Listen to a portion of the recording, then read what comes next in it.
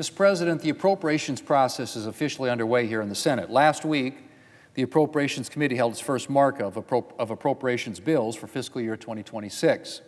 And I'm pleased to report that the committee referred two bills to the floor with bipartisan support. And today I want to talk about one of the bills that came out of last week's markup, and that's the Agriculture Appropriations Bill.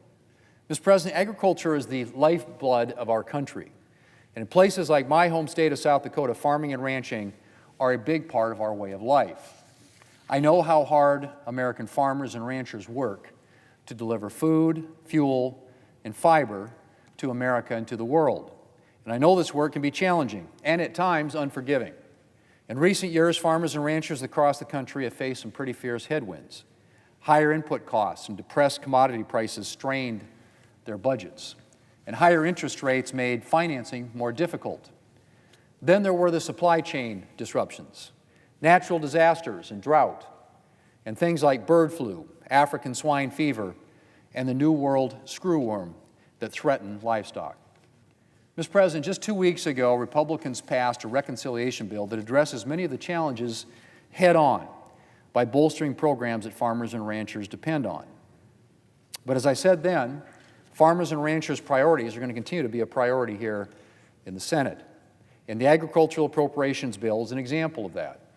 Mr. President, our colleagues on the Appropriations Committee have reported a bill that provides robust funding to support America's farmers and ranchers. It provides important funding to the Farm Service Agency, including support for $10.5 billion in capital access for farmers and ranchers.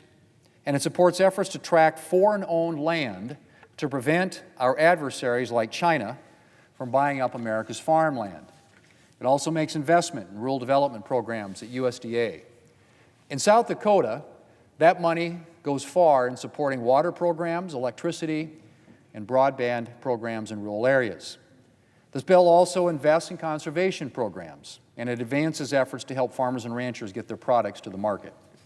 I'm glad to see support for processing capacity for meat, poultry, and egg products.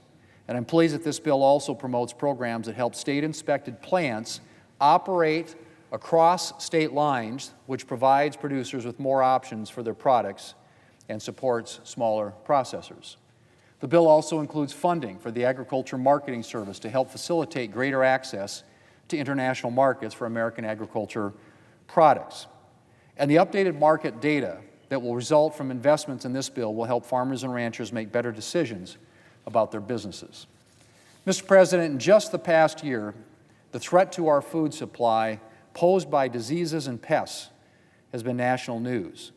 I'm glad to see the Trump administration's actions to address bird flu and its effect on the egg supply have had a positive impact.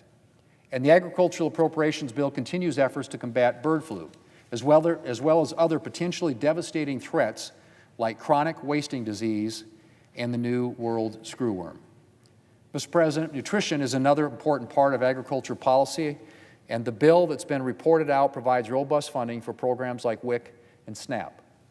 And I appreciate Senator Hovind's work to find offsets for increased spending on these programs.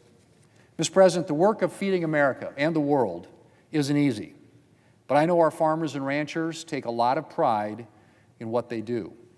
They know they're not just working toward the next harvest, they're keeping a heritage alive, a way of life that none of us can live without. I appreciate the work the Appropriations Committee's put in to support our farmers and ranchers, and in particular, the leadership of Chair Collins and Senator Hovind. And to America's farmers and ranchers, we'll continue to have your back.